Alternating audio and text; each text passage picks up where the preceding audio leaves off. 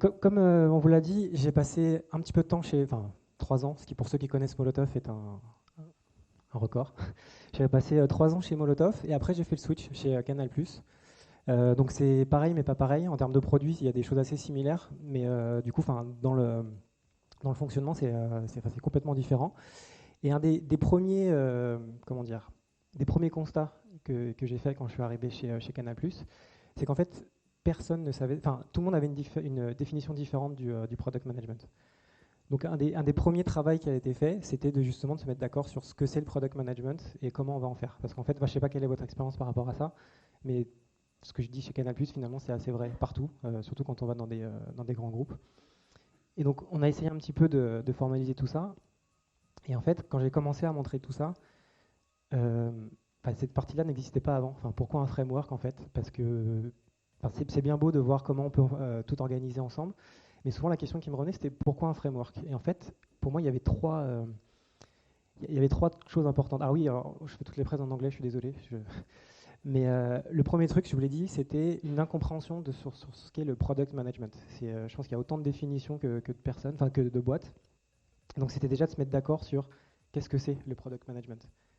Voilà, c'était un premier élément important. Il y a une deuxième chose, je ne sais pas si vous êtes d'accord avec ce que je vais dire, mais il y a souvent une énorme confusion entre les méthodes de delivery et les méthodes de conception. C'est-à-dire qu'il y a plein d'entreprises, et Canal+ en fait partie, ils ont mis en place un framework agile, safe pour certaines boîtes, et en fait ils pensent que c'est une stratégie en soi. Enfin, c'est-à-dire que parce qu'on a mis un framework agile, parce qu'on a des product owners, parce qu'on a des scrum masters, parce qu'on a des rituels agiles, bah, on a une vision. En fait, pas du tout. Toute la vision, il faut la travailler. Et donc pour moi, ça fait partie coup, du côté product management. Donc c'était déjà aussi d'expliquer que c'est pas pareil. C'est pas parce qu'on a un framework agile, c'est pas parce qu'on sait délivrer qu'on sait ce qu'il faut faire pour le client.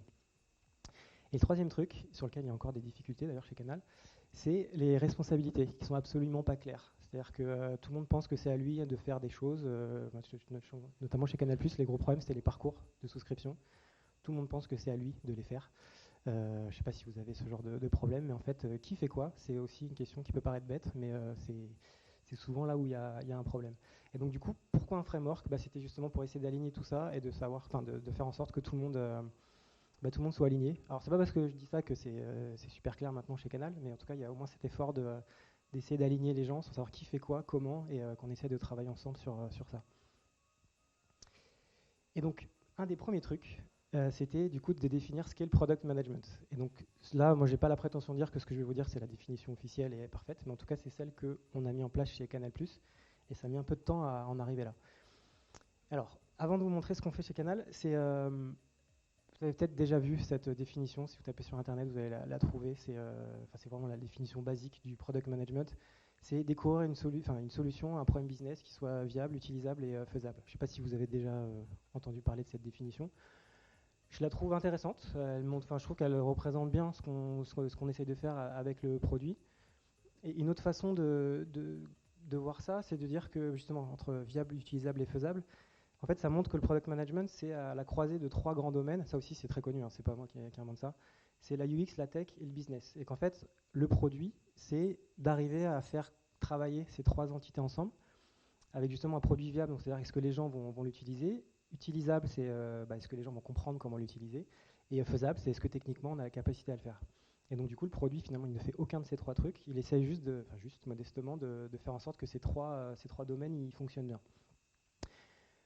Je trouve ça hyper intéressant comme définition, mais je pense que quand on a dit ça, on n'a pas dit grand-chose en fait. Enfin, que concrètement, qu'est-ce qu'on fait? Et du coup, c'est tout le travail qu'on a essayé de faire. Et en fait, on a déjà essayé de définir ce qu'était le succès du produit. Donc, je ne sais pas si vous êtes d'accord avec ce que je veux dire, mais pour moi, à la fin, un produit a du succès s'il y a des clients qui viennent en permanence dessus. C'est pas. Et ça aussi, une fois qu'on a dit ça, on n'a pas dit grand-chose. Et donc, du coup, là, pour moi, c'est là qu'interviennent je ne sais pas si vous êtes familier avec ça, les courbes de rétention. Il y a pour moi une seule façon de dire si oui ou non le produit a un succès, c'est de regarder ses courbes de rétention. C'est-à-dire, est-ce que la capacité qu'a son produit à faire revenir les gens dans le temps. Je ne sais pas si vous avez déjà vu, ça c'est une courbe de rétention assez classique. En fait, vous pouvez voir, il y a plein d'études qui montrent ça. En moyenne, une app, elle perd au bout de 2-3 jours 80% de ses utilisateurs. c'est comme ça. Enfin, il n'y a pas, y a pas à faire. Enfin, je pense que vous voyez de quoi je parle, hein. C'est-à-dire que vous utilisez une app, en fait, vous avez complètement oublié que vous l'avez téléchargée. Il n'y a que quelques apps qui arrivent vraiment à vous faire revenir une deuxième fois, une troisième fois, et encore pire, l'utiliser régulièrement. Ça, c'est hyper rare. Et donc, en fait, une courbe de rétention, bah, c'est ça. En fait, on voit là, c'est le pourcentage d'utilisateurs actifs, et ça, c'est le temps. Et en fait, effectivement, on voit que bah, très vite, il n'y a pas beaucoup d'utilisateurs qui reviennent. Et en fait, le produit a du succès si on arrive à aplatir sa courbe. C'est-à-dire qu'on arrive à trouver un usage récurrent, c'est-à-dire que les gens reviennent régulièrement. Et ça, c'est pas une courbe de rétention qui est mauvaise, hein. C'est déjà hyper bien d'avoir réussi à avoir des gens qui viennent régulièrement. Et si on pousse un petit peu la réflexion, en fait, la courbe de rétention, c'est ça qui va montrer une app qui fonctionne versus une app qui ne marche pas. En rouge, vous avez une app toutes les startups, enfin la grande majorité des startups, en fait, elles se plantent parce qu'on a une courbe de rétention comme ça. C'est-à-dire qu'en fait, bah, au bout du deuxième jour, il n'y a plus personne. Donc, tant qu'on a du budget marketing, on est capable de remplir, en fait, de faire venir des gens. Mais en fait, si on regarde par cohorte, les gens ne reviennent jamais. Donc, quand on n'a plus de budget marketing, on n'a plus d'utilisateurs. Du coup, une app, alors ça typiquement c'est une courbe de rétention qui est digne de Facebook, c'est-à-dire que bah, y a des apps, alors c'est très rare, hein, mais qui arrivent à retenir tous leurs utilisateurs en permanence. C'est ça qui explique en fait que Facebook se retrouve avec 2 milliards d'utilisateurs au bout de quelques années. C'est parce qu'à chaque fois qu'ils rajoutent 100 personnes, bah, en fait 3 ans, 4 ans, 5 ans après, il y a encore 95 de ces personnes qui sont là, et ça stack comme ça. Donc ce qui explique d'avoir beaucoup d'utilisateurs. Alors évidemment après dans la réalité il y a tout un tas de courbes différentes. Et en fait, en fonction de si on a une app plutôt comme Canal, où le but c'est que les gens viennent tous les jours, ou si on est sur un truc comme Airbnb, où les gens doivent venir tous les 6 ou 12 mois, j'en sais rien, on n'a pas forcément la même rétention. Et donc du coup, ce qu'on a commencé à dire chez Canal, c'est que la responsabilité du coup, de l'équipe produit, c'était d'améliorer cette courbe de rétention dans le temps. Donc ça, c'est très schématique, mais ça veut dire théoriquement, à chaque version, on doit améliorer la courbe de rétention. C'est-à-dire qu'à chaque fois qu'on fait une évolution importante de l'application, on doit regarder si en fait les gens reviennent, ça c'est le juge de paix, est-ce que les gens reviennent, est-ce qu'il y a plus de gens qui reviennent utiliser l'application. Et en fait, tout le travail, une fois qu'on s'est mis d'accord là-dessus, ça a été d'organiser les équipes produits autour de cette notion. Enfin, je vais aller un peu plus loin là-dessus. Ça, je ne sais pas si vous connaissez Amplitude, mais ça, c'est pas moi qui l'ai inventé, c'est Amplitude c'est des schémas qui viennent d'Amplitude. Il y a deux façons fondamentalement de changer sa courbe de rétention. La première, c'est, comme ils disent, la shift the curve up, c'est vraiment d'influencer sur la courbe en fait, de sa courbe. Et en fait, quand on fait ça, donc ça c'est sur les premiers jours, en fait mathématiquement, si on arrive à améliorer cette courbe-là, mathématiquement, on n'a plus d'utilisateurs qui restent dans l'application. Et là, concrètement, ça veut dire qu'on se focalise sur ce qu'on appelle l'activation. Donc c'est vraiment les premiers instants de l'utilisateur dans l'application. C'est primordial pour une application, c'est-à-dire que comment on est accueilli en fait. Est-ce que je comprends ce qui se passe, est-ce que j'aime le contenu que je vois, est-ce que c'est un intérêt pour moi. Et ça se passe, j'imagine que c'est pareil pour tout le monde, hein. On regarde une app et en fait assez vite on sait si ça va nous servir ou pas. Et donc en fait tout le travail d'onboarding il est primordial et ça se joue sur les. Alors ça dépend des apps, ça peut être en 2 minutes comme ça peut être en 2 semaines, mais il y a vraiment ce travail d'activation, d'onboarding qui est super important. La deuxième façon de travailler sa courbe de rétention, c'est du coup d'aplatir sa courbe. Et donc là, on travaille plutôt sur l'engagement utilisateur, c'est-à-dire que les gens qu'on a réussi à attraper dans son produit, c'est comment on rajoute en permanence des choses, comment on rajoute des choses, comment on les travaille pour qu'ils qu'ils continuent à utiliser le produit. Parce que c'est pas parce qu'il y a des gens justement c'est ce qu'on voit dans la courbe là, c'est pas parce qu'il y a des gens qui passent entre guillemets les 10-15 premiers jours qu'ils vont pas disparaître après. Donc il faut quand même les travailler. Si c'est pas clair, vous me dites, hein, je peux expliquer. Et donc, du coup, il y a deux questions fondamentales auxquelles je pense, en tant que product manager, il faut répondre. La première, en fait, c'est qu'est-ce que les gens qui sont dans la partie plate de ma courbe, c'est-à-dire qui utilisent régulièrement régulièrement le produit, qu'est-ce qu'ils font au quotidien? Est-ce que c'est des features en particulier qu'ils utilisent? Est-ce que c'est je prends l'exemple de Canal+, est-ce que c'est des types de programmes?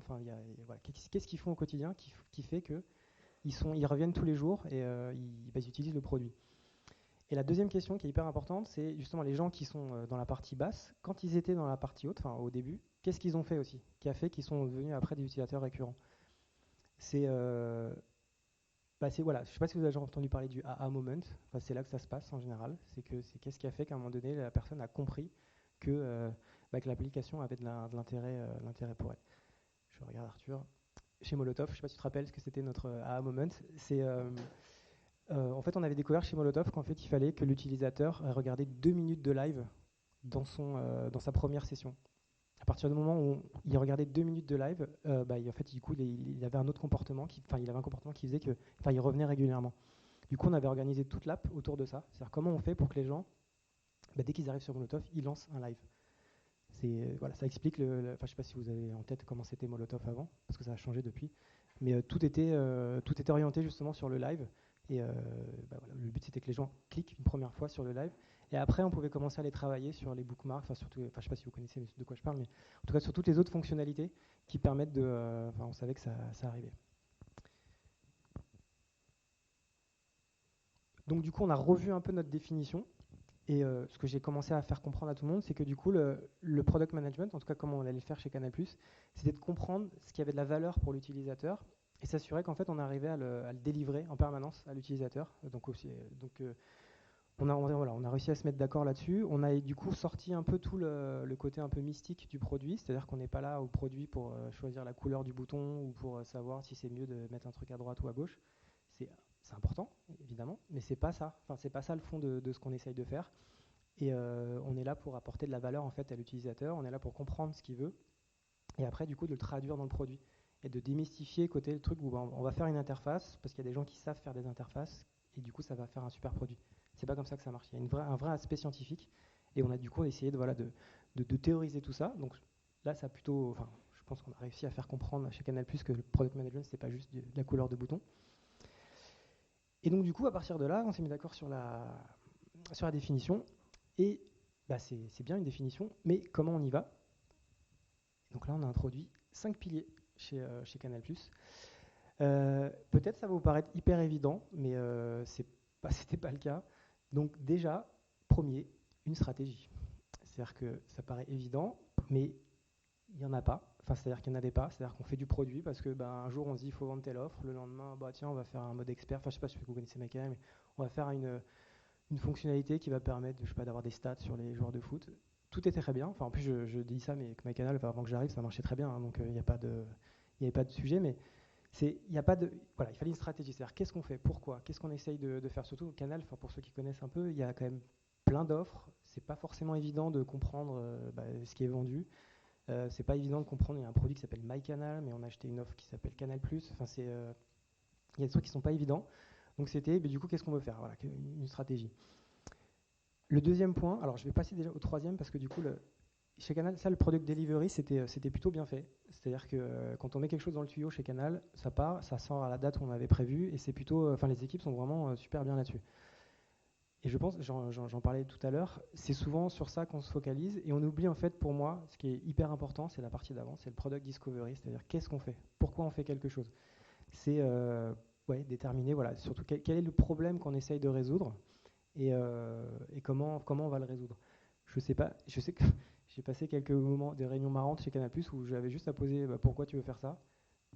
Et là, c'était fini parce que c'était juste, ça paraissait cool sur le papier, mais en fait, au final, il n'y a pas vraiment il n'y avait pas de réflexion autour de ça. Je dis ça en toute modestie. Hein. Moi aussi, des fois, j'ai des idées et je me rends compte que c'est un peu con. Mais c'est important de savoir pourquoi on fait les choses et comment on les fait. Et en fait, ça permet vraiment une fois qu'on sait ce qu'on veut faire et pourquoi on veut le faire, déjà, c'est quand même plus facile d'aller vendre sa sauce une fois qu'on a un vrai argumentaire. Et en fait, une fois qu'on a fait ça, quand ça part en delivery, justement, ça part plus vite parce qu'en fait, il n'y a plus trop de questions à se poser. Les gens savent pourquoi on fait les choses, ça part dans le tuyau et ça va vite. Donc voilà, c'est les 3 grands piliers sur lesquels on a travaillé. Et il y en a 2 autres qui sont hyper importants. C'est, ça paraît peut-être bête aussi, mais c'est la partie équipe, l'équipe produit. Chez Canal, par exemple, c'était évident que pour faire un produit, il faut un ingénieur, un product owner et un designer. Je pense que ça va beaucoup plus loin que ça. Enfin, si on prend l'exemple de Canal, il faut des gens qui connaissent le contenu. Enfin, il y a beaucoup plus de choses que juste du simple. Il y a du juridique. Enfin, il y a plein de choses. Enfin, je ne sais pas si vous connaissez un peu l'univers média, mais c'est hyper compliqué ce qu'on a le droit de faire, ce qu'on n'a pas le droit de faire. Enfin, donc, pour faire un bon produit, il faut qu'il y ait toutes les connaissances qui soient réunies autour qui fassent le même produit. Et c'était pas évident de faire comprendre ça, que les juristes, ils ont leur place quand on fait des réunions de brainstorming, que justement les gens qui paramètrent, et c'était pas évident de faire comprendre ça, mais que du coup pour faire un bon produit, il faut juste l'ouvrir à tous ceux qui ont un truc à apporter. Et la dernière chose, et ça c'est encore un peu difficile, mais on y arrive, c'est la culture produit. C'est-à-dire c'est quoi de faire du produit, c'est quoi les itérations, c'est quoi un designer, c'est quoi un data scientist, des trucs, c'est vraiment, c'est même plus que la culture produit, mais c'est vraiment presque digital d'ailleurs. C'est comment ça marche, comment on fait un produit, est-ce que c'est grave d'attendre 2 semaines pour prendre une décision, ou justement faire comprendre que c'est grave d'attendre 18 mois avant de prendre une décision, justement, c'est ça que je voulais dire, plutôt que 2 semaines, parce que 2 semaines c'est pas grave. Mais c'est d'essayer d'insuffler une culture du produit, de vraiment que les gens comprennent comment ça marche, et qu'on a le droit de se foirer. C'est le but, c'est de se foirer vite, mais comme ça au moins on sait. Ça, c'est des choses qui n'étaient pas évidentes à faire passer, mais je pense c'est peut-être le truc que j'ai fait vers la fin de ce framework quand je l'ai mis en place chez Canal+, parce que j'avais pas mesuré à quel point des fois on parlait pas le même langage en fait. C'est-à-dire que quand je parlais d'engagement ou de rétention, ils pensaient à engagement de 18 ou 24 mois par rapport aux offres. Et c'est des trucs tout cons, hein, mais oui, mais je me suis retrouvé à gérer ça. C'est con, mais j'ai compris au bout de 2 mois ça fait 2 mois qu'on parlait pas du même truc. Bon, voilà. Donc en tout cas, c'est hyper important la partie culture, et c'est vraiment d'insuffler, de faire comprendre aux gens ce qu'est le produit. Alors, je sais pas, je vais peut-être pas passer trop longtemps là-dessus parce que du coup j'en ai pas mal parlé. Il y a des slides là-dessus pour vous montrer concrètement la stratégie. Voilà, pour moi c'est le fondement de tout le cycle de vie du produit. C'est hyper important. Il n'y a pas un seul produit, j'en connais pas un seul qui marche bien et qui n'a pas de stratégie. Voilà, ça paraît bête ce que je dis, mais c'est que pourtant il y a plein de produits qui n'ont pas de stratégie. Donc quand je dis la stratégie, c'est vraiment savoir ce que veulent les clients, quelle est la stratégie de l'entreprise et comment on arrive à faire un truc qui matche plutôt pas mal. Il y a tout un tas d'outils et techniques. Bon, je ne vais pas rentrer dans le détail, mais c'est d'écrire sa mission, sa vision, ses valeurs. Tout un tas je ne sais pas si vous connaissez la business equation, ce genre de truc, la stratégie map. C'est vraiment tout ce qui permet de savoir en fait qu'est-ce qu'on fait, qu'est-ce qu'on veut atteindre, et qu'est-ce qu'on veut faire en fait, parce que c'est chiant d'avoir à changer toutes les 2 semaines en fonction du vent. Le discovery, ça c'est un truc, on passe beaucoup de temps là-dessus chez Canal+, c'est vraiment comprendre en fait qu'est-ce qu'il faut faire en fait, parce qu'à partir du moment où on comprend ce qu'il faut faire, ça va quand même beaucoup plus vite pour le faire. Et c'est là où on peut passer beaucoup de temps en faisant des interviews, en observant des utilisateurs. C'est assez intéressant aussi par rapport sur le monde de la télé, parce que c'est un truc qui est tellement, tout le monde regarde la télé, tout le monde pense je me rappelle toujours des premiers, ça c'était chez Molotov pour le coup. Quand on faisait une interview, on avait demandé à une personne est-ce qu'elle regardait beaucoup la télé. Elle nous avait dit non. Et alors je sais pas ce que du coup vous entendez par je regarde pas beaucoup la télé. Moi quand je dis que je regarde pas beaucoup la télé, c'est des fois elle n'est pas allumée pendant 2-3 semaines. Je suis pas censé dire ça parce que je travaille pour la télé, mais du coup en discutant avec du coup j'étais parti sur ce référentiel là. Je me dis regarde pas la télé, ok. Et en fait on a compris au bout de 20 minutes quand elle dit qu'elle regardait pas beaucoup la télé, en fait elle l'allumait de 18h à 23h tous les jours. C'est pas beaucoup pour elle. Donc c'est hyper important de comprendre. Apparemment ça vous paraît beaucoup, mais pour elle c'était j'allume la télé.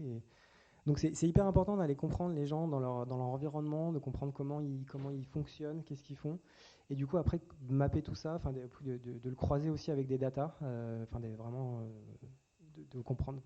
C'est parce que les gens c'est du quali, c'est bien ce qu'ils nous disent, mais c'est aussi il faut voir après dans la masse est-ce qu'on arrive à retrouver ces comportements-là. Et il y a alors on en fait beaucoup maintenant, je suis très content chez Canal, des prototypes, je ne sais pas si c'est des choses que vous faites, mais c'est vraiment simuler le fonctionnement avant de lancer les devs. C'est un truc qui ne se faisait pas beaucoup, et du coup ça nous a vachement servi justement d'aller imaginer des features, d'aller les montrer à des clients, d'aller aussi les montrer à la direction pour se faire valider. Et ça c'est hyper important, parce que la discovery ça permet du coup de découvrir ce qu'il faut faire. Et c'est souvent à cette étape-là, il y a beaucoup de projets qui meurent en fait. Et je trouve ça très sain parce que justement, on se rend compte que l'idée était bien sur le papier, mais en fait, au final, on n'arrive pas à la matérialiser. Ou les gens étaient super contents, ils trouvaient ça bien sur le papier. Et en fait, quand ils voient concrètement une interface, ça marche plus.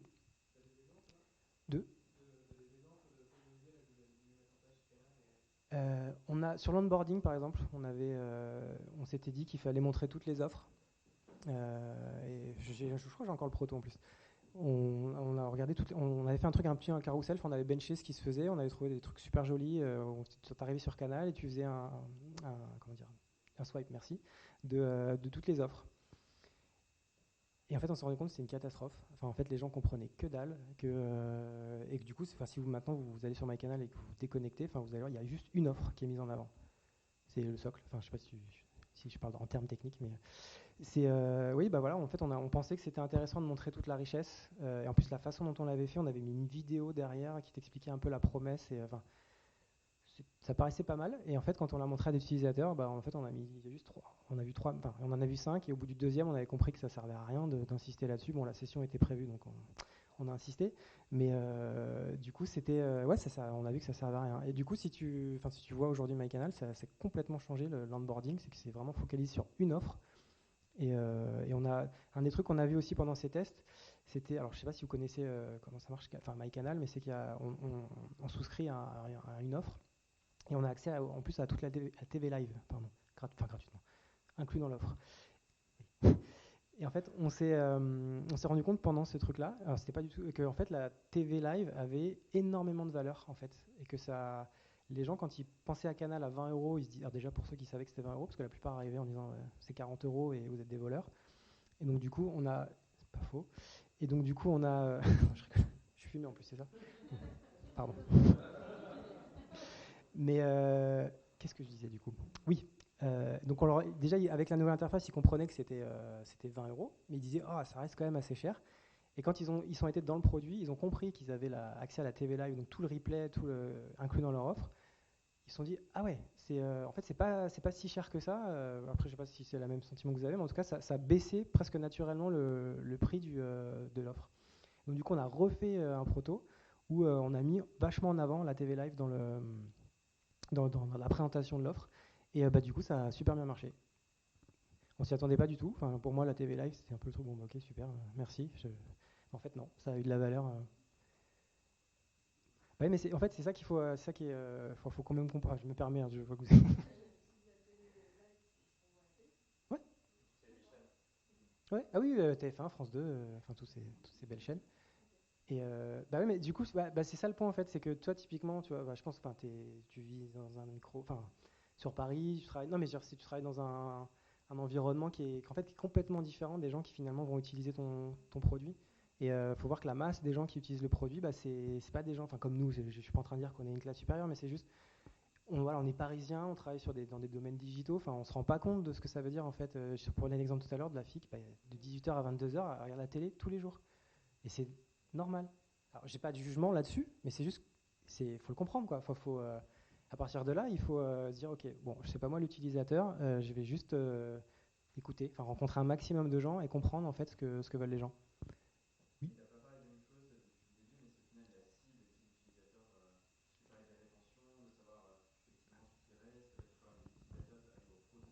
Ouais.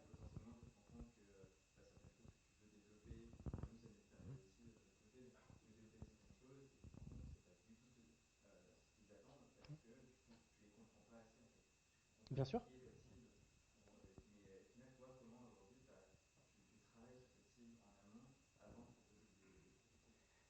Alors, enfin, on a mis en place. Alors déjà, il y a un truc, enfin, on est sur un truc un peu spécial, c'est que la télé, il n'y a pas plus mainstream que la télé. Enfin, si le mot B2C a été inventé, c'est limite pour la télé. Enfin, c'est genre ça couvre juste l'ensemble du spectre. Euh, alors, moi, en fait, aujourd'hui, enfin, j'en parle après, on a un outil qui s'appelle Amplitude. Je ne sais pas si tu connais. Je crois pas trop. Enfin, depuis qu'on a Amplitude, on peut aller vraiment comprendre mieux nos utilisateurs. Et en fait, je crois pas trop aux personas. Comment dire, comme c'est enseigné des fois dans les livres, c'est-à-dire que tu imagines qui peut être ton utilisateur. Enfin, moi, je trouve ça assez moyen, je me permets de le dire. Par contre, je crois beaucoup plus à ce que permet un outil comme Amplitude, c'est-à-dire de faire des personas, enfin, basés sur l'usage. Et en fait, tu vois les types, t'as des gens qui regardent le live, t'as des gens qui regardent le replay, t'as des gens qui regardent le sport. Enfin, c'est ce genre de trucs qu'on arrive à voir chez maintenant grâce à Amplitude dans Canal+. Et donc, on n'a pas vraiment fait ce genre de choses avant d'avoir Amplitude. Mais maintenant, on est capable par usage, de comprendre les gens j'allais dire chez Molotov, chez MyCanal, pardon.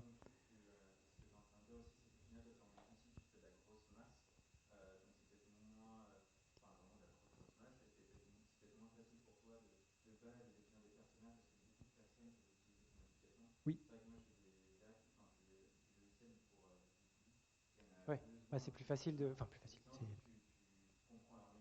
Ouais.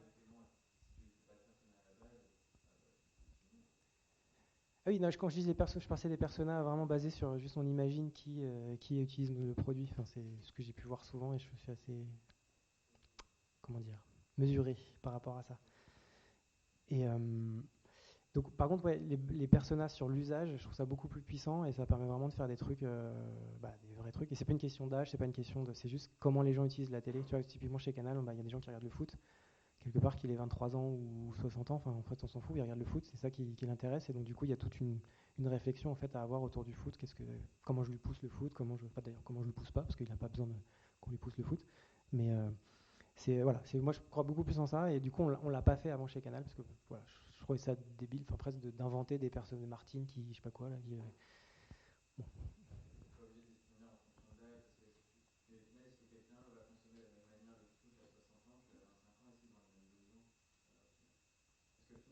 Alors oui, effectivement. Là, effectivement, sur la partie usage, en tout cas, on ne voit pas aujourd'hui chez Canal de différence par rapport à l'âge. Quand tu regardes le foot, tu regardes le foot. Et de toute façon, en fait, là, il faut être hyper modeste aussi par rapport à ce qu'on peut faire sur le produit. C'est-à-dire que les gens viennent avant tout pour le foot. Donc tu peux leur mettre tout ce que tu veux de machin, c'est pas ça. Ils viennent pour regarder le foot. Donc l'idée, c'est tu sais que les gens veulent regarder le foot. Donc comment je facilite l'accès au foot. Et après, on peut se faire, on l'a fait, hein, plus dans c'était là avant que j'arrive, mais des features de mode expert. Enfin, je sais pas si tu vois ce que ça te donne des stats, enfin, ça te permet de voir les meilleurs moments en live du match. On voit très bien hein, que ces fonctionnalités-là sont beaucoup plus utilisées par les gens qui regardent le foot, évidemment. Mais c'est pas, en fait, on a fait des tests où que ce soit là ou pas pendant un match, ça change rien à l'audience en fait. C'est juste un plus. Donc les gens viennent pour le foot. C'est presque malheureux, mais c'est comme ça.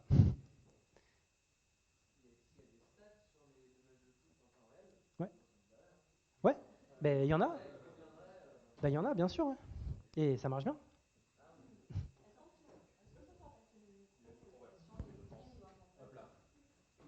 Mais je suis pas en train de dire que, enfin, faut pas trop. De toute façon, on n'aura jamais la feature qui permet de plaire à tout le monde. Mais juste que si t'es fan de foot, qui est les stats ou pas, tu viens avant tout voir le match de foot. Et après, en plus, c'est cool s'il y a des stats. Mais si t'es fan de je sais pas quoi du PSG, c'est pas parce que c'est ça. Bah, c'est pas ouais, t'as le match du PSG, c'est ça que tu viens voir avant tout. Si en plus t'as les meilleurs moments et tout, c'est cool. Mais ouais. Et ça change tes rétentions? Comment? Et la pénétration d'une feature comme le mode expert, ça change les rétentions Ouais, ensuite? carrément. C'est effectivement, bah, typiquement, oui, très bonne question. C'est effectivement le mode expert, c'est un truc on voit en fait, il y a une grosse différence entre les gens qui l'utilisent et que les gens qui l'utilisent pas. Ceux qui utilisent le mode expert, bah, boum, ils ont une rétention qui est beaucoup plus élevée que ceux qui l'utilisent pas. Alors après là-dessus, il faut être très, comment dire, mesuré, hein, corrélation, enfin tout ça. Euh, Après, c'est des tests qu'il faut faire, c'est de voir si est-ce que c'est juste parce que les gens ils aiment le foot et finalement ils utilisent la feature, ou est-ce que c'est la feature qui a fait aimer le foot. Bon là, on sait très bien que c'est pas comme ça, mais il y a plein de fonctionnalités où il faut, enfin, c'est pas parce qu'on trouve un truc qui a l'air d'attirer les utilisateurs, il faut le tester, il faut voir si derrière c'était pas juste, c'est les power users, de toute façon ils utilisent tout et j'avance. Bon, je vois, bon, le delivery, je vous en ai parlé. Je vais pas aller trop longtemps là-dessus parce que c'est pas très grave, j'en ai beaucoup parlé. Comment ça marche? Ah bon, enfin, il y a d'autres questions ou je peux partir sur ça? Il y en a une.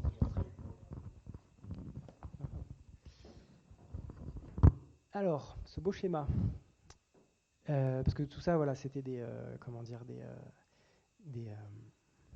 ça reste que des slides, mais en fait, tout doit être organisé. C'est-à-dire que j'ai encore découvert un truc un peu il n'y a pas longtemps qui est, je crois, plus je travaille, plus je progresse et plus je me dis que tout est lié au process. Enfin, je ne sais pas si vous êtes d'accord avec ce que je suis en train de dire, mais j'ai encore découvert il n'y a pas longtemps, je ne sais pas si vous savez comment ça marche, les productions de séries américaines. Je sais pas si vous.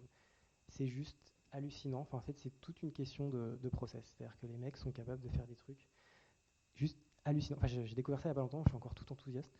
Mais et en fait, ça explique la différence entre nous, en France, on est capable de livrer 6 épisodes de Mimi Mati en un an.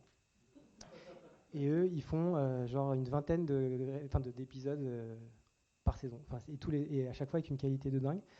Et en fait, on m'a montré comment ça marchait et c'est juste hallucinant. Tout est processé, tout est organisé, ça enlève pas la créativité, hein, c'est juste que ça dépote. Enfin, c'est chacun sait ce qu'il fait, chacun, enfin, les rôles sont bien définis, donc du coup, limite, on peut interchanger les gens. Enfin, je sais pas si vous avez vu les showrunners, je sais pas si il y a un épisode, en gros, c'est un product manager. C'est un mec qui juste, il a la vision du truc. Enfin, on lui a dit la vision du truc et il doit juste montrer comment dire, faire sa version d'un épisode. Et en fait, c'est pour ça qu'on a potentiellement plusieurs produits, enfin plusieurs showrunners. Et ça permet de délivrer. Enfin bref, je suis pas là pour parler de comment ça marche, mais c'est le process. Je trouve que c'est. Avant, je pensais que c'était un peu chiant les process, mais en fait, je trouve que c'est juste la base de tout. Et notamment, je rigole parce que Jean-David était très contre process, mais ça permet d'aller. Et en fait, la personne qui m'a montré tout ça, il m'a expliqué qu'en fait, pour lui, la différence entre les Français et les Américains, c'était le process. C'est-à-dire qu'on n'a pas à rougir de ce qu'on sait faire, de qui on est, du niveau de nos ingénieurs. C'est juste qu'en fait, les Américains, ils ont des process. Donc, c'est carré. Ils sont très forts sur ça. Bref. Donc, pourquoi il y a ce slide? C'est parce que voilà, je crois beaucoup au process et je pense qu'il faut organiser tout ça. Et donc, du coup, je vous l'ai déjà dit, tout part de la stratégie. Donc, on a créé une vision, une architecture, je vous en parle après, des KPI et des initiatives. C'est vraiment la base. C'est-à-dire que qu'est-ce qu'on veut atteindre, comment on veut l'atteindre, l'architecture, je le répète, je vous le montre après, comment on va mesurer que ça marche, et après, quelles initiatives on va mettre en place pour atteindre ce qu'on a prévu. Tout ça, ça va dans un cycle d'exécution en 3 étapes. Je vous en ai déjà parlé. Discover, Build, Improve. C'est super important, le côté Improve. C'est que, comme j'ai dit tout à l'heure, effectivement, que le Build chez Canal, ça marchait bien. Je vous ai parlé aussi du Discover qui était manquant, mais il y a aussi beaucoup de projets, et ça, je crois que c'est pas que chez Canal. Hein. On lance un truc, une V1. Alors, je sais pas si chez vous aussi on parle de MVP. Je trouve ça génial, moi. On fait des MVP partout. En fait, c'est des V1 qui n'ont jamais de V2. Mais ouais, l'amélioration. Une fois qu'on a lancé quelque chose, il ne faut pas le laisser comme ça. Il faut continuer à l'améliorer. Et en fait, tout ce travail, c'est pour déjà enlever un nombre de projets. Quand je suis arrivé chez Canal, on m'a donné un fichier Excel. Il y avait 230 lignes de projets dedans. J'ai fait, ouh, on va. Bah non, je l'ai pas acheté tout de suite, mais c'était mon objectif. On va jeter ce truc-là. Et en fait, on va travailler sur qu'est-ce qu'on va faire en fait en termes de produits, enfin quelle feature. Et moi, mon but, c'est pas d'en rajouter des tonnes, ça sert à rien, le produit est déjà bien. C'est juste qu'est-ce qu'on va rajouter qui va permettre d'apporter de la valeur. Et une fois qu'on a ajouté et qu'on a construit quelque chose, comment on va l'améliorer? C'est pas la première version, on tape jamais bien, donc du coup, faut améliorer. Donc c'est les 3 étapes hyper importantes. Et en fait, c'est ça qui changeait aussi pas mal chez Canal, c'est de ce cycle d'exécution, la roadmap sort de là. C'est pas une roadmap, on imagine genre dans 6 ans ce qu'on va faire. On sait très bien que ça, on le fera pas, mais pourtant on s'entête à essayer de se dire dans 1 an, dans 2 ans, je vais faire tel ou tel truc. Donc en fait, la roadmap, je vous montrerai après comment on les fait, elle sort de là. Et je parle de roadmap, je ne parle pas de planning. Pour moi, c'est vraiment 2 choses différentes. C'est-à-dire qu'une roadmap, ça donne la direction, ça donne les grandes initiatives qu'on veut mettre en place. Et après, on se dit quand est-ce qu'elles vont arriver. Mais dans la roadmap, vous verrez, il y a une colonne Discover. C'est-à-dire qu'on sait qu'on a une initiative qu'on veut mettre en place. On ne sait pas ce qu'on va faire, on ne sait pas quand ça va arriver. Mais du coup, on sait qu'on travaille sur ça. Et des scorecards, c'est hyper important, c'est de mesurer en fait en permanence ce qui se passe. Voilà. Donc ça, c'est un peu la colonne vertébrale. Et en fait, c'est alimenté par deux choses. Donc je vous ai parlé des process, je ne me refais pas tout ce que je vous ai dit, mais les outils, les compétences et l'organisation. C'est un truc aussi qui a été assez compliqué à mettre en place, mais finalement on a réussi. Je pense qu'une organisation doit refléter sa stratégie. C'est-à-dire que c'est pas, on imagine des gens qui ont des postes et en fait après on les alimente de projets et on voit ce que ça donne. On a fait l'inverse, c'est-à-dire qu'on a mis en place une stratégie, une architecture produit, je vais vous montrer, et après on s'est dit tiens, comment on met les gens pour que justement chacun alimente une partie de cette stratégie. Et il y a des drivers, en gros c'est la connaissance du client, de son environnement et de ses concurrents. Donc tout ça, ça fonctionne ensemble et c'est ce qu'on a mis en place pendant. Je suis encore en train de travailler dessus, mais on a déjà mis toutes les briques. Et ce qui est hyper important, c'est au-delà de cette approche, c'est en fait les idées qui sont hyper importantes. Et en fait, sans ça, ça ne peut pas marcher. Le premier, c'est un mot qui est utilisé partout, mais l'empowerment. Alors, je ne sais pas si chacun a un peu sa définition, mais c'est vraiment, en fait, une fois qu'on a fait tout ça, c'est donner en fait la capacité aux équipes à réaliser.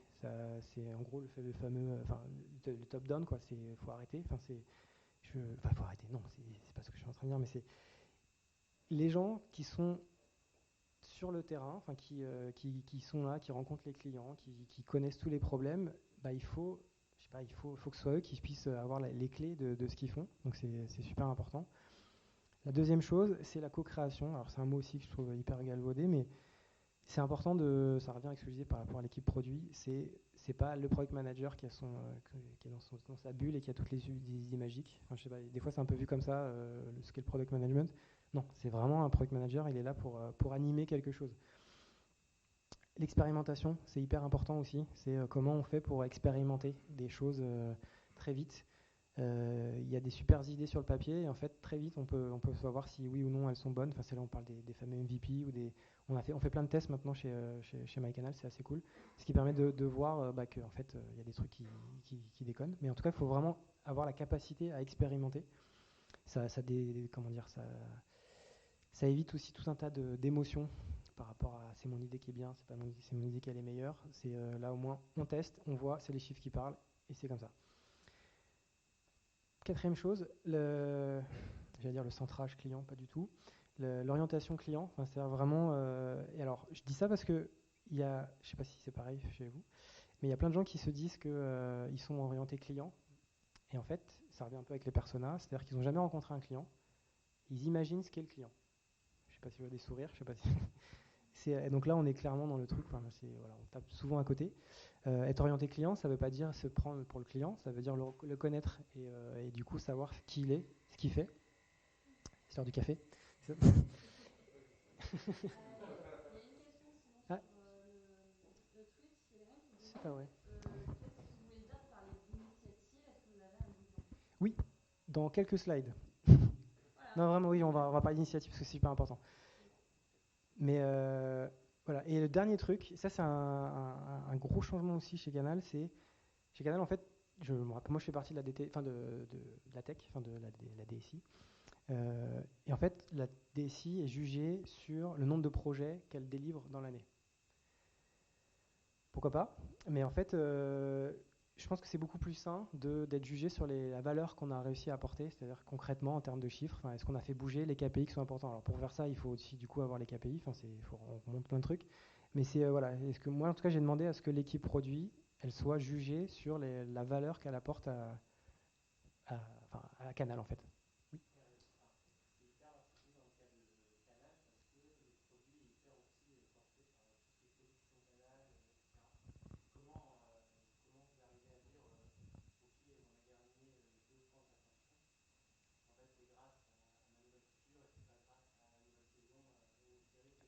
Ah bah ça se mesure. Enfin, c'est-à-dire que faut voir en gros ce que les gens regardent. Enfin, tu peux voir l'impact qu'a le contenu sur le comportement, ou est-ce que c'est juste une feature. Enfin, c'est tout un tas de choses qu'il faut mesurer.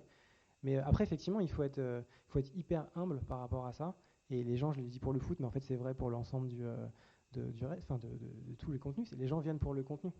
Et moi, j'ai pas peur. Enfin, je l'ai dit pas trop de fois, mais en fait, on pourrait faire un produit pourri si on a les bons contenus.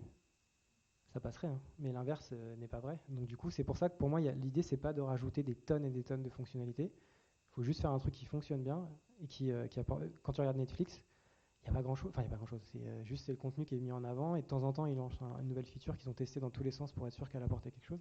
Mais le cœur du truc, c'est d'avoir les bons contenus. Et j'ai pas de, comment dire, pas de prétention à dire on va sauver Canal grâce à mon produit. Hein. Pas mon produit, à MyCanal. C'est juste tant il faut qu'il y ait du contenu. On perd le foot, ça va être chaud.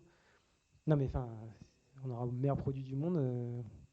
Il n'y a pas de foot. Je sais pas si ça répond à ta question. Et donc du coup, là, c'est pour vous montrer concrètement, et on va parler des initiatives, c'est là que je regarde pour parler à Twitch. Alors, je ne vais pas aller trop longtemps là-dessus, mais c'est pour vous montrer du coup ce qui a changé concrètement. Tout bêtement, alors on va la changer en plus, mais globalement, on a commencé par créer une vision en fait. C'était quoi MyCanal? Parce qu'en fait, ce qui est marrant, c'était que MyCanal, c'était la chose de tout le monde en fait, chez Canal. C'est-à-dire que chacun pouvait, de son côté, se dire tiens, j'ai une idée, on va faire ça dans MyCanal. Et donc il est arrivé à la direction du product management, il disait voilà, je veux ça. Bah non. Pourquoi? Et en fait, et donc chacun créait son petit truc en disant MyCanal, de toute façon, c'est là où ça se passe. Et donc du coup, on va créer des trucs dans MyCanal. Donc ça a été déjà de mettre une vision, donc expliquer à tout le monde ce qu'on va aller faire. Donc là, c'est un peu, on va la changer en plus, mais on a créé cette vision. On a mis en place des principes produits. On en a mis 3. Contenu, qualité et transparence. C'est tout ce qu'on fait, toutes les features, c'est sous cette, comment dire, avec ces trois trucs en tête. J'insiste sur la transparence parce que ça a fait rigoler quand j'ai dit qu'on était des voleurs. Ça passe par là, c'est d'être transparent. Il n'y a pas de petite étoile, il n'y a pas de qu'on explique les choses. Et quand c'est trop compliqué, alors on n'y arrive pas toujours, mais quand c'est trop compliqué, hop, on enlève. C'est-à-dire que typiquement, l'app, quand si vous la téléchargez aujourd'hui, il y a une offre qui est mise en avant. On n'arrivait pas à faire un truc clair, donc on a mis une offre en avant. Et on travaille les autres offres après dans le produit. Et ça, c'est super important. C'est qu'on a architecturé en fait comment on faisait du business. Alors ça paraît peut-être tout bête comme schéma, mais c'est juste ce qui nous drive depuis des mois. C'est-à-dire qu'en fait, chez Canal, je ne sais pas si vous avez en tête comment c'était fait avant, mais il y avait un site prospect. Donc c'est-à-dire que c'est un site où vous pouviez regarder des vidéos, de tous des trucs gratuits. Il y avait une boutique, et à un moment donné, il y avait un accès à MyCanal. Et en fait, on a regardé les chiffres, et on s'est rendu compte qu'il y avait des millions de gens qui venaient tous les mois sur le site prospect. Et il y en avait au final que vraiment 3-4% qui étaient soumis à une offre, enfin qui voyaient qu'en fait ils pouvaient souscrire à quelque chose. Et donc on a changé tout ça et on a fait un truc où justement on a montré qu'en fait l'expérience Canal elle commençait pas juste au moment où les gens ils se connectaient, ça commençait en fait bien avant, c'est-à-dire soit sur les réseaux sociaux, soit sur les moteurs de recherche, et que l'expérience il fallait commencer à la travailler là. Et donc en fait on a restructuré totalement le site qu'on appelle le site prospect, donc c'est-à-dire que si vous tapez Canal+, et en fait on a vu du coup il y avait évidemment, c'est ce qu'on fait, donc il y avait une énorme appétence pour la TV live. Donc en fait, on a fait créer tout un tas de pages qui répondent aux problématiques des gens, donc sur la live TV, sur les thématiques, sur la Ligue 1 par exemple. Et en fait, on attrape les gens comme ça sur les moteurs de recherche. Et en fait, tout est fait après pour les diriger vers l'app. L'app qui est du coup basée sur un mois gratuit. Et donc voilà, on a créé un funnel. En fait, on disait avant qu'on était une espèce de passoire, où en fait on foutait des gens et ça se barrait un peu de partout. Là, on a fait un funnel vraiment où... non. Et... on a créé des pages, on n'a pas fini, on a encore des trucs à faire, hein, mais on a créé plein de pages qui répondent aux problématiques des gens, et du coup tout doit amener vers l'app qui te donne un mois gratuit. Vous pouvez aller voir, hein, c'est vrai ce que je raconte, c'est comme ça maintenant sur le web. Et donc on a modélisé aussi ce truc-là, c'est-à-dire qu'une fois qu'on a dit qu'on avait fait qu'on avait une espèce d'architecture qui était pensée et qui avait un seul objectif, c'est d'amener les gens dans l'app, et puis après de les maintenir dans l'app. On a modélisé tout ça, donc c'est une vraie copie d'écran du modèle business qu'on a créé. Donc on a vraiment dit, telle étape, il nous faut tant de gens, pour atteindre les objectifs qu'on a, il faut qu'on a remonté comme ça tout le funnel, et on sait à peu près combien de gens il faut ramener à quel endroit, et où est-ce que ça pêche, où est-ce qu'il faut travailler. Et tout à l'heure, quand je vous disais, enfin j'en parle un peu après, mais quand je vous disais qu'on a du coup organisé l'équipe autour de ça, on sait qu'il y a des gens qui travaillent sur l'acquisition, parce que c'est hyper important de ramener des gens sur le site. Il y a des gens qui travaillent sur la conversion, c'est-à-dire comment je leur donne envie de souscrire à ce fameux mois gratuit. Il y a des gens après qui travaillent sur l'activation, donc c'est une fois qu'ils sont dans leur mois gratuit, comment je m'assure qu'ils utilisent le produit et qu'au final ils commencent à payer. Et après il y a des gens qui travaillent sur la rétention, c'est-à-dire qu'une fois que les gens commencent à payer, c'est comment je fais en sorte qu'ils continuent à payer tous les mois. Ouais. Alors, oui, mais c'est pas que. Enfin, c'est ce que je parlais tout à l'heure des équipes produits, c'est-à-dire que quand il y a quelqu'un qui travaille chez moi, dans mon équipe, qui est product manager acquisition, il travaille en fait avec beaucoup de gens. Il est juste là pour s'assurer qu'au final, ce soit cohérent et qu'il active les bons leviers. Et on a des comités, typiquement, puisqu'il y a de l'acquisition payante, il n'y touche pas du tout. Mais c'est juste, en fait, nous, on travaille l'acquisition produit, c'est-à-dire tout le dispositif produit qu'on peut mettre en place. On a un guide TV, par exemple, c'est lui qui s'en occupe. Le guide TV, c'est pour aller chercher des gens qui cherchent qu'est-ce qu'il y a ce soir à la télé, et au final leur dire tu peux le regarder sur MyCanal, en plus c'est gratuit pendant un mois. Et donc voilà, mais après il active plein de choses, il n'est pas tout seul. À peu près. Okay.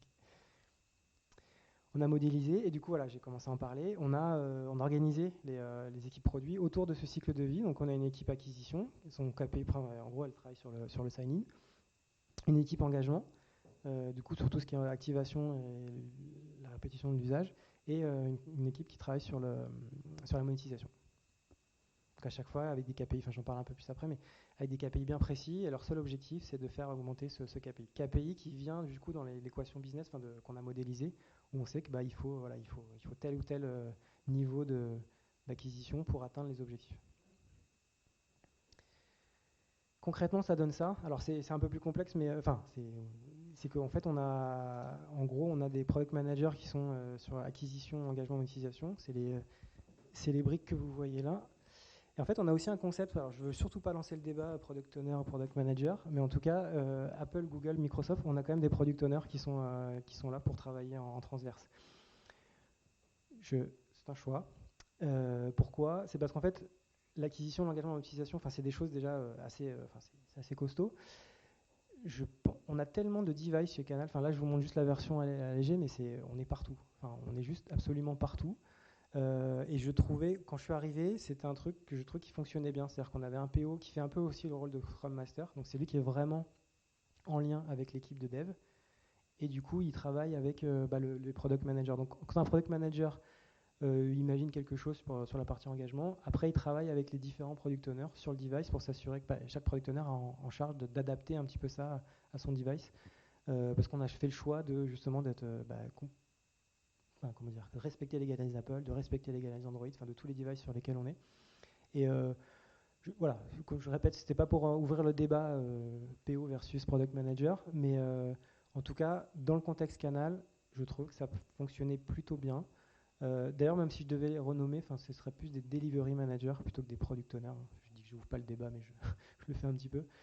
C'est vraiment des gens qui sont en charge, avec l'équipe, en charge de s'assurer que d'animer l'équipe et de s'assurer que ça sort bien.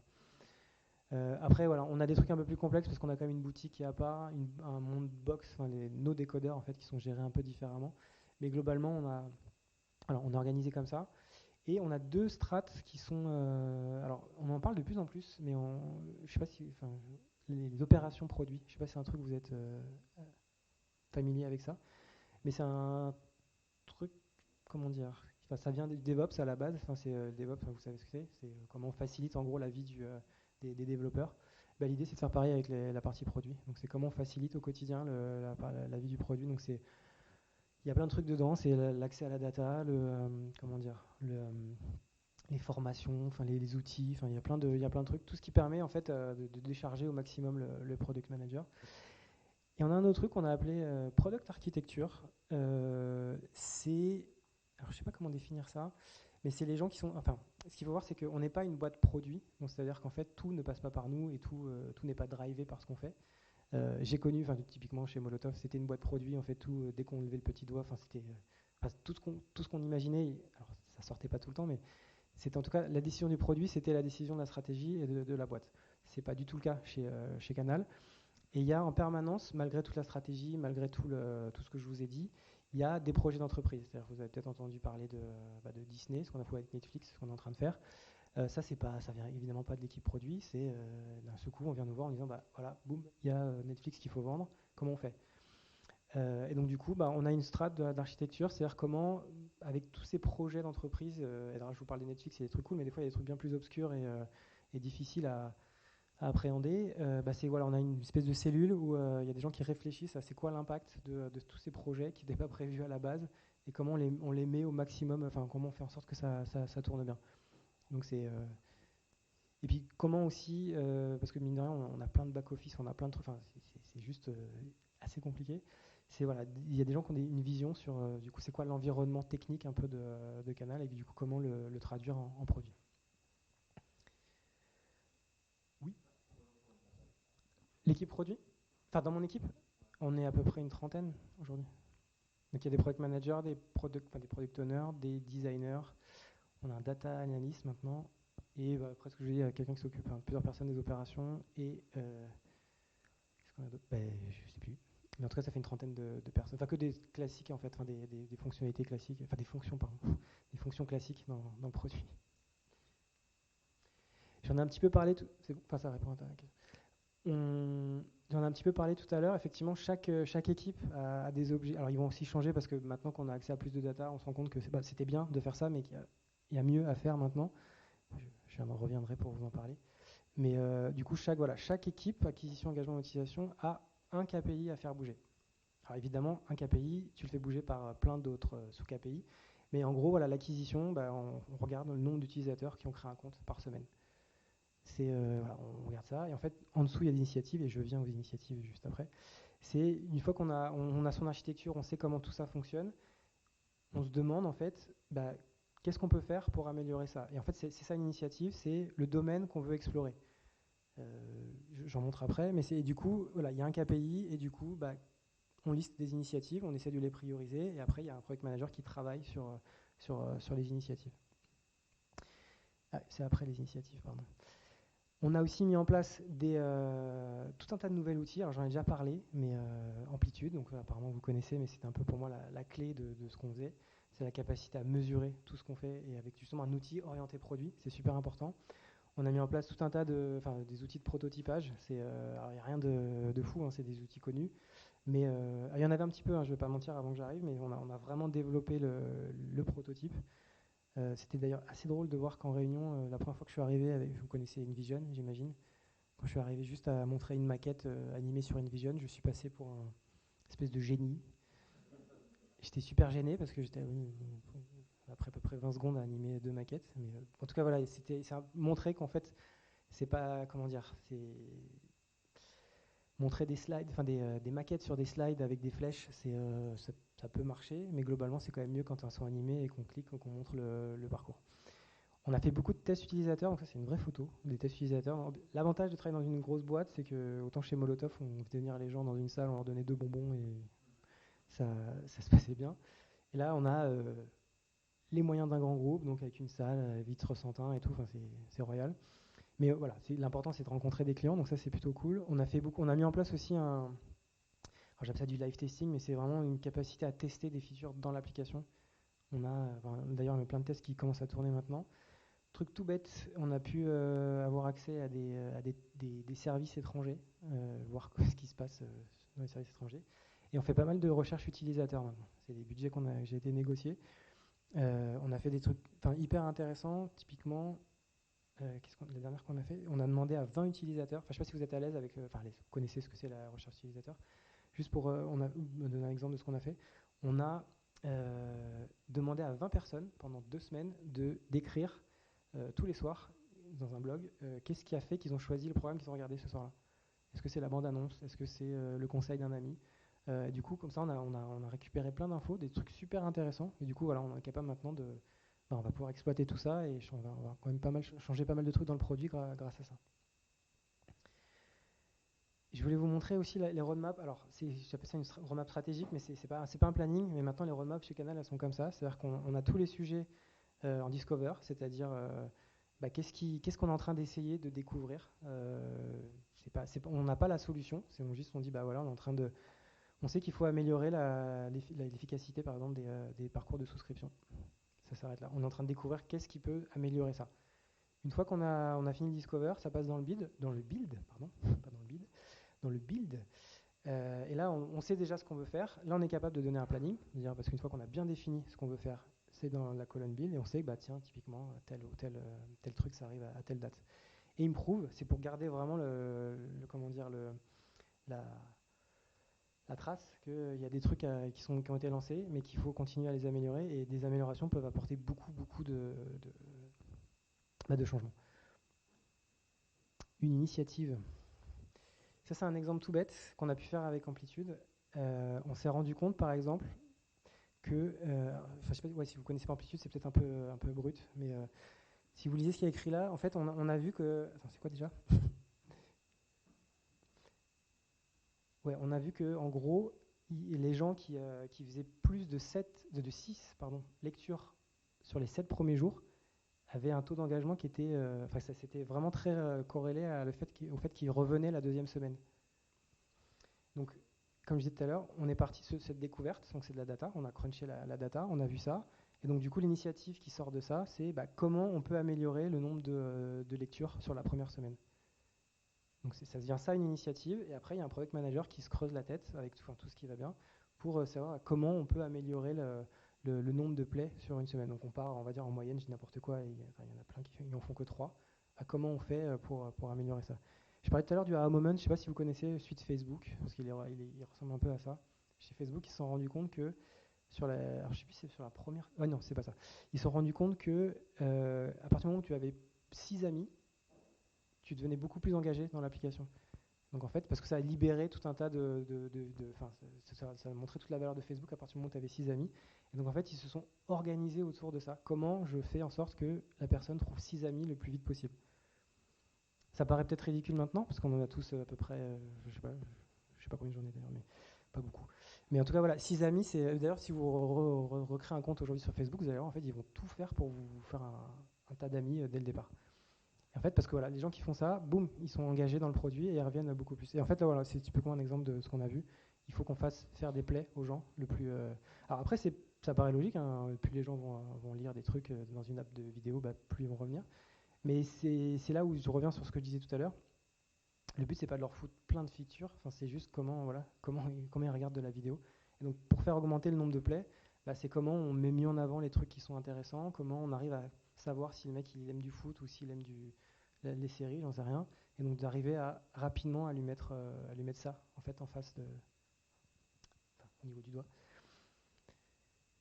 Voilà, amplitude, bon je vais pas aller dans les datas, mais du coup c'était un truc hyper important qu'on a mis en place. Maintenant tout est traqué, on sait tout exactement ce qui se passe. C'est super confort de savoir ce qui se passe dans son produit.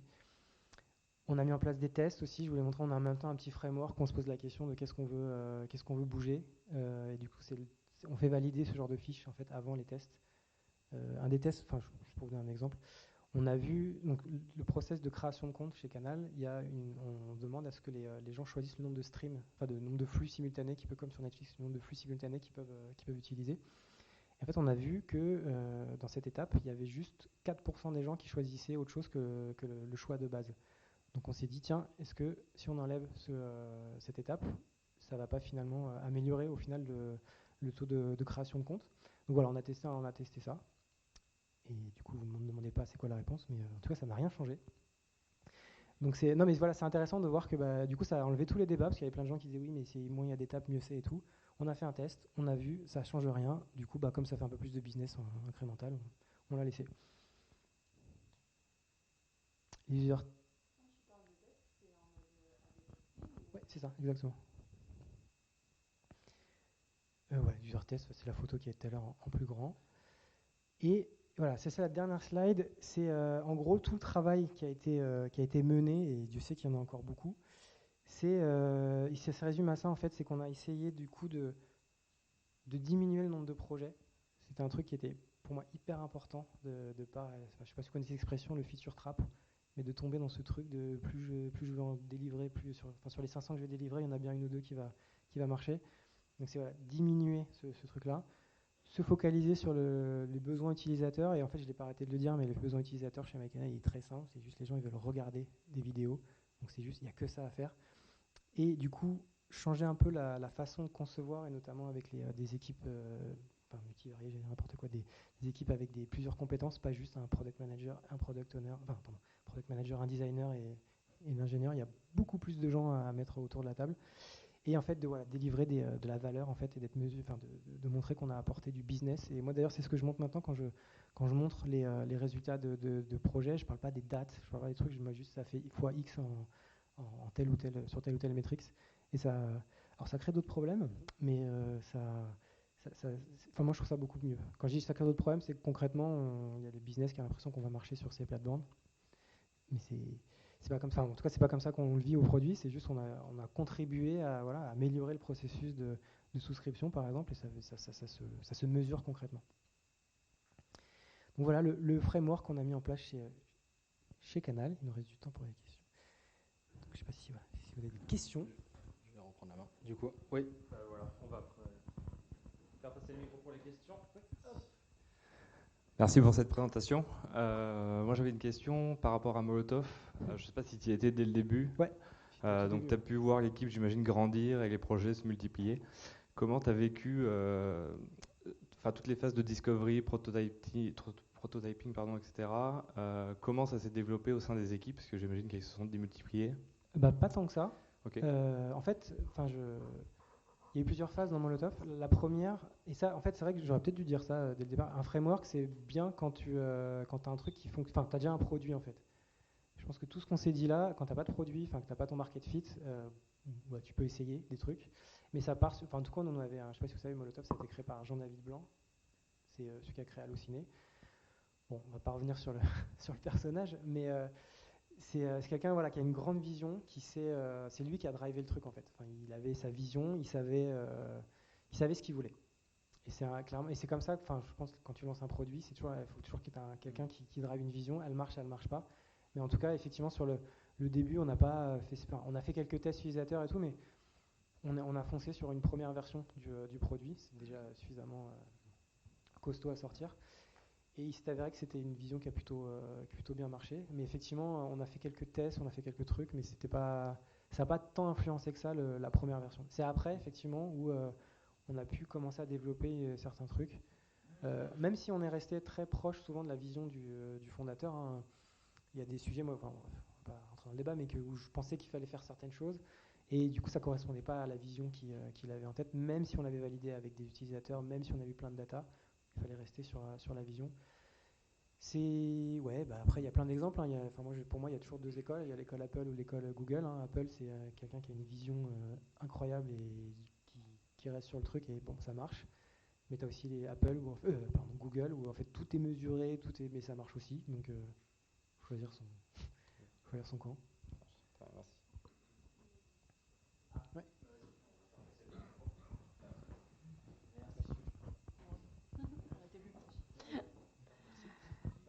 Donc il y a Samuel qui demande par rapport à ton exemple de montrer toutes les offres en swipe, mais qu'au final ça n'a pas été pertinent. Quelle est ta position concernant le benchmark? Est-ce que c'est indispensable ou est-ce que c'est une perte de temps? Ni l'un ni l'autre. Je pense que c'est bien d'aller voir ce que font les autres, parce qu'en général, il y a quand même beaucoup de réflexion qui a été menée. Enfin, je pars du principe que tout le monde réfléchit quand même à ce qu'il fait. Donc effectivement, quand il y a des choses qui sont déjà en place, faut les regarder. Après, de là à dire, enfin, du coup, pour moi, ça sert pas à rien. Mais après, on peut faire des trucs sans forcément faire du benchmark. Mais oui, non, je trouve ça bien. Moi, c'est vrai qu'on le fait pas trop chez MyCanal, ça, mais je pense qu'effectivement, aller voir ce qui se fait ailleurs, enfin, je le fais pas trop. C'est-à-dire que c'est pas un réflexe absolu d'aller tout de suite regarder ce que font les autres. Mais oui, moi, je trouve ça bien. D'autant plus sur des sujets où t'es pas forcément, enfin, MyCanal, on n'est pas des pros du e-commerce. Enfin, c'est pas notre but. Nous, on est là pour que les gens utilisent l'app. Donc, dès qu'on pense à des trucs autour de la vente ou enfin, de la monétisation, c'est quand même bien d'aller voir ce que font des gens. Bonsoir, j'avais une question sur l'organisation de ton équipe. Ouais. Comment tu travailles avec la partie marketing de Canal? C'est clairement le gros sujet du moment. C'est pas évident, parce que je sais bien à ce que je disais au début, où il y a chacun, surtout sur les parties parcours par exemple, où tout le monde pense que c'est à lui. Parce que typiquement chez Canal, c'est le marketing qui porte les objectifs business. Donc ils pensent, et c'est pas à moi de dire si c'est vrai ou pas, mais ils estiment que c'est à eux de faire cette partie-là. Ils ont les objectifs, donc ils ont les outils pour le mettre en place. On a des difficultés par rapport à ça, parce que nous, on doit travailler un produit global, et ça commence, je vous l'ai montré, par les parcours de création de compte, par exemple. Donc c'est pas évident, c'est beaucoup de discussions, pas toutes faciles, mais on va y arriver. Enfin, moi, le point que j'ai mis en place, c'est justement d'avoir de la data, et pour déjà dépassionner un peu les débats et dire est-ce que ce qui a été fait, peu importe qui l'a pensé, est-ce que ça a marché ou ça n'a pas marché. Alors, c'est pas aussi idyllique que ça, hein, parce que des fois, même si tu as la data, c'est juste une question d'ego et c'est pas évident. Mais c'est un des gros points, clairement un des gros points. Et je pense que tant que tu n'es pas dans une entreprise product, enfin vraiment drivé product, tu auras toujours ce genre de problème. Je n'ai pas de solution à ça. Typiquement, mais après, moi, là, pour avoir été dans des produits aussi, enfin des entreprises produits, il y a d'autres problèmes. Hein. C'est justement des fois, bref.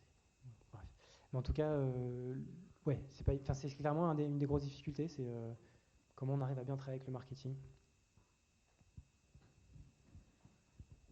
Encore deux questions. Vas-y. Tu as dit que le contenu, c'était ce qui avait de plus important dans ton application. Qui a le pouvoir, du coup, le produit ou les éditeurs? C'est-à-dire sur le contenu qui est à l'intérieur? Ah ouais, moi j'y touche pas. Enfin, on n'y touche pas du tout dans l'équipe. Hein. On est clairement pas. Tu arrives à dissocier complètement l'impact du contenu sur l'usage, la rétention? Ce qu'on peut faire, c'est justement découvrir quel type de contenu a plus d'impact. Typiquement, on a vu sur les créations originales, par exemple, que ça avait de l'impact sur les premiers jours. Je ne sais pas si vous voyez ce que c'est les créations originales, c'est les contenus créés par Canal. À part éventuellement les mettre en avant à ce moment-là, et avec un format bien gros où tu peux pas rater.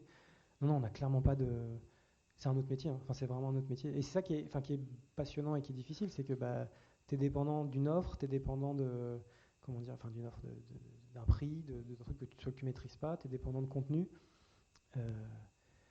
Ça devient politique parfois. Ah bah Chacun a carrément. ses Ouais. enjeux. Tout est alors pour le coup, même oui, bien sûr, mais ça c'est vrai. Enfin, bon, alors moi, je crois qu'on en avait parlé la dernière fois. Là, dans les startups, c'est pareil. Hein. Enfin, faut pas se leurrer. Hein.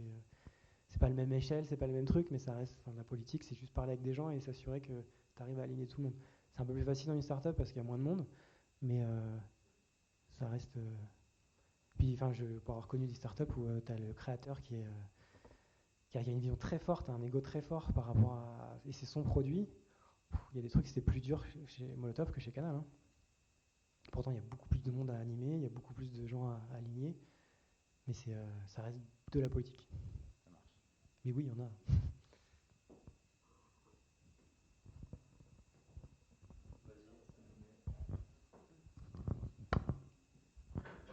Merci beaucoup pour la presse, c'était super. Tu as fait des super slides, tu as expliqué, voilà, c'est comme ça que j'ai mis en place le cadre de travail. Tu l'as présenté à qui ce cadre-là, à part nous? Ah ben, ça a été à tout le monde. Enfin, à beaucoup de gens, vraiment à beaucoup de gens. Non, mais Je veux dire, en plus que ton équipe, quoi. Dans tout Canal, tu as expliqué ça. Comment ça a été reçu? J'ai pas voulu faire l'intro là-dessus, mais quand ils ont dit que justement, ils avaient passé 1 an et demi à préparer ce meet-up, j'ai clairement pas passé beaucoup de temps à préparer les slides parce qu'en fait, tout ça était déjà là. Ça a été montré jusqu'au PDG en fait, expliqué. Alors pas en une fois, mais ça a été montré à tout le monde. C'est parce que bah oui, c'était le fonctionnement de travail en fait. Ça veut pas dire que derrière tout le monde a adhéré, enfin tout le monde a adhéré. Il y a des gens qui ont oublié, mais non, ça a été vraiment montré à tout le monde. Ouais. Et les slides que tu vois, c'est une itération. Je voyais ce qui marchait, ce qui marchait pas. Mais oui, c'est important la communication. Limite, moi je suis en train de penser dans l'équipe là de rajouter. Enfin, j'ai vu ça chez Accor. Ils ont quelqu'un qui est en charge du change management juste par rapport au product management. Alors je sais pas si ça marche pas, mais en tout cas l'idée, je l'ai trouvé super. De dire qu'il y a quelqu'un qui est là juste pour s'assurer. Alors Accor, c'est aussi un autre niveau que en termes de nombre de gens, c'est un autre niveau que Canal. Hein. Parce que Canal, c'est pas si gros que ça. Hein. C'est 3 ou 4 000, je sais plus, personnes. Enfin, c'est gros, mais c'est pas non plus. C'est pas Accor quoi. On parle de dizaines de milliers de gens. C'est du coup d'avoir quelqu'un qui soit dédié à juste s'assurer que les gens comprennent les concepts. Je pense que c'est relié à la culture produit dont je parlais tout à l'heure. Et je pense que ce serait bien d'avoir quelqu'un comme ça. Alors c'est peut-être juste une mission. Tu les connais, c'est ça? Ok. Ok, bon, on va discuter alors. Si tu as gagné une mission, c'est cool. Bon, merci pour cette présentation et merci pour Molotov. Moi, j'utilise tous les jours depuis des années et c'est super comme produit. T'as un mois gratuit sur ma canal aussi, hein, c'est pareil. J'adore Molotov, donc je vais y rester. Okay. Si demain je voulais faire un peu ce que tu as fait dans ton organisation, si tu arrives chez Canal, si tu arrives et que tu fais une nouvelle stratégie et tout ce que tu nous as présenté, quel conseil tu me donnerais? Faut s'assurer que le PDG, il a une vision produit, il sait ce que ça veut dire le produit. C'est-à-dire que, ça paraît peut-être bête ce que je dis, mais c'est... en fait, tout le monde va te dire oui à un truc comme ça. C'est oui, des nouvelles méthodes, l'empowerment, tout ça, c'est cool, il y a plein de buzzwords, ça marche bien. Tu peux pas nier la rétention et tout, c'est c'est trop bien, on va faire plus de business. Mais il faut juste s'assurer qu'en fait, je pense que tout là-haut, ils comprennent en fait. Ils comprennent de quoi on parle et des impacts que ça a. Parce que clairement, alors je regrette pas du tout d'avoir été chez Canal et franchement, je suis assez content de ce qu'on a réussi à faire en 1 an. Mais je me rends compte en fait que c'est pas au niveau du PDG, mais au niveau en fait, tout ça, les gens sont d'accord. Et en fait, à partir du moment où ils comprennent ce que ça veut vraiment dire pour eux, là, des fois, ça bloque. Tu vois, je parle d'empowerment. Là, typiquement, ce que je vous ai dit, c'est qu'en gros, on a complètement, en tout cas moi dans mon équipe, mais ça commence un peu à se diffuser, on a complètement changé le rôle du manager en fait, par rapport à ce que je pense. C'est-à-dire que là, moi, c'est mon équipe qui me dit ce qu'il faut faire, parce que j'ai plus le temps, mais je suis pas au contact avec eux, je n'ai pas la nez dans les chiffres, ils maîtrisent bien mieux que moi maintenant Amplitude. Et donc c'est à eux de voir ce qui se passe et de remonter le truc, et moi juste de m'assurer que ce soit cohérent et que ça donne un tout qui fonctionne. Du coup, je suis pas du tout dans le délire d'expliquer à tout le monde, toi tu vas faire ça, toi tu vas faire ça, toi tu vas faire ça. Et ça peut, je sais, c'est un peu peut-être fait bizarre des fois à Canal où c'était pas moi je faisais venir des gens à ma place pour dire vas-y, explique-toi ce que tu as prévu parce que tu maîtrises mieux que moi. Et voilà, il y a plein de trucs comme ça qui sont qui changent, enfin ça change en fait, parce qu'au-delà du framework produit, c'est aussi un framework d'entreprise. Alors j'ai pas la prétention de dire que j'ai changé Canal+, c'est pas du tout ça. J'ai juste fait du product management. Mais c'est tout ce que je dis là, ça pourrait être vrai en fait sur plein d'autres départements. Et c'est là où on touche à des choses très profondes chez les gens, leur rôle, leur façon de. Il y a des gens qui ont mis des années à acquérir un certain statut entre guillemets. Bah là tu leur dis bah ouais c'est cool, maintenant tu vas juste regarder si ça se passe bien. Bah c'est pas évident. Là tu touches à des choses qui sont pas évidentes. Alors moi je suis assez à l'aise avec ça. Au contraire même mon but c'est d'en faire le moins possible. Mais voilà, il y a des gens qui sont importants pour eux. La façon de voir leur équipe, c'est eux qui décident la vision et qui les font aller dans le truc. Donc faut s'assurer du coup en tout cas tout là-haut, on se rende compte des impacts que ça a. Et moi typiquement aujourd'hui les problèmes que j'ai, c'est parce que justement des gens n'avaient pas compris ce que ça voulait dire. Et quand du coup aujourd'hui j'ai un product manager qui arrive pour proposer quelque chose sur la partie acquisition, il y a des équipes marketing qui se sentent complètement hallucinées qu'il y a un mec de mon équipe qui vienne me proposer un truc de changement. Quoi, tu fais de l'acquisition, toi, mais t'es qui? T'es un product manager, tu fais des maquettes, quoi. Donc, non, mais c'est un peu ça. Donc, c'est s'assurer que tout là-haut, il y a des sponsors. Voilà. Et après, dernière question. Yes. Justement, moi je voulais savoir, en fait, quand tu es arrivé chez MyCanal, du coup, est-ce qu'ils avaient déjà la culture produit ou pas? Est-ce que tu as dû justement. Et s'ils ne l'avaient pas, comment est-ce que tu as mis en place ça? C'est-à-dire, est-ce que tu as d'abord essayé de faire quelque chose par toi-même et leur dire voilà, regardez, ça fonctionne, je vous demande de changer? Ou est-ce que tu as proposé un plan en leur disant voilà, ça va fonctionner et ensuite on le met en place? Déjà, il y a eu une surprise. J'avoue que je ne savais pas trop dans quoi je m'embarquais. C'était plus un pari qu'autre chose. Et en fait, je me suis rendu compte qu'effectivement, dans l'équipe, c'était juste incroyable. Enfin, il y avait des mecs brillants. Enfin, c'était juste un bonheur, quoi. Des gens qui connaissaient vraiment, qui comprenaient ce que ça voulait dire le produit. Et de toute façon, après, ça paraît évident, mais quand vous regardez, j'ai pas révolutionné MyCanal. C'est juste que le produit, il était déjà là, il était bon. On a juste changé des trucs qui ont eu beaucoup d'impact, mais le produit était déjà là. Il y avait déjà une. Mais par contre, c'était très centré. C'était très localisé en fait. Ça s'exportait pas en fait au-delà de. Donc nous, ça s'appelle la DPM, la direction du product management. Ça s'exportait pas au-delà de ça. D'ailleurs, ça s'appelle même pas la direction du product management, ça s'appelait la DED, je crois, la direction du expérience digitale. Merci. Et du coup, ils ont créé une direction du product management. Et donc, ça, c'est une bonne introduction vers le fait d'avoir un framework de product management. Mais du coup, le gros du travail que j'ai eu, ça a été d'expliquer ça en dehors de la DPM. La DPM, il n'y a pas eu de souci. J'ai présenté ça, j'ai vu que tout le monde avait adhéré et on est parti. Et aujourd'hui, ça marche vraiment bien et c'est vraiment très cool. Mais c'est entre guillemets le monde extérieur qui est un peu plus compliqué à convaincre. Mais pas parce que ils y croient pas ou parce que c'est juste parce que ça impacte ce qu'ils font et il peut y avoir des sentiments de on vient sur leur terrain ou on fait pas notre travail ou. Mais c'est non, à l'intérieur de l'équipe. J'avoue, je sais pas comment j'aurais fait s'il y avait personne qui comprenait le produit dans mon équipe. J'ai pas eu à gérer le cas.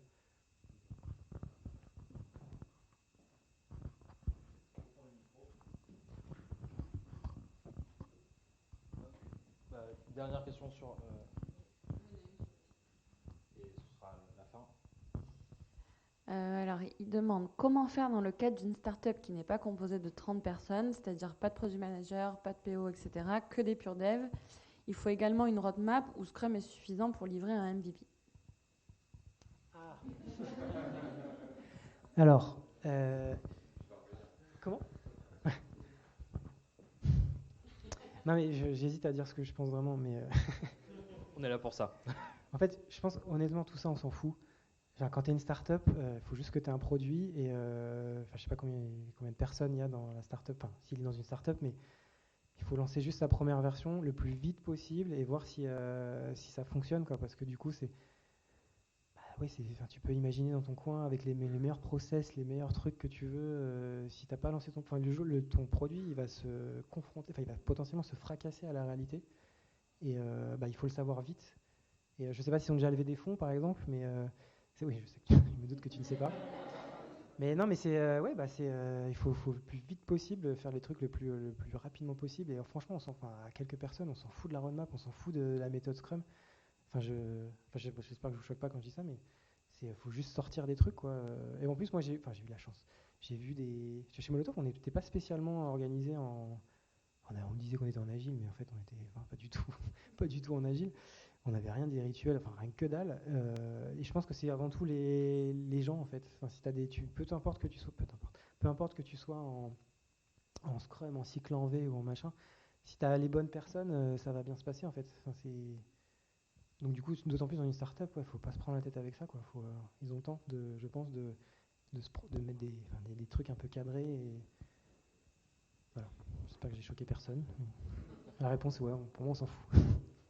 Bah, je voudrais avoir vraiment un tonnerre d'applaudissements pour monsieur Damien Delossier, vraiment.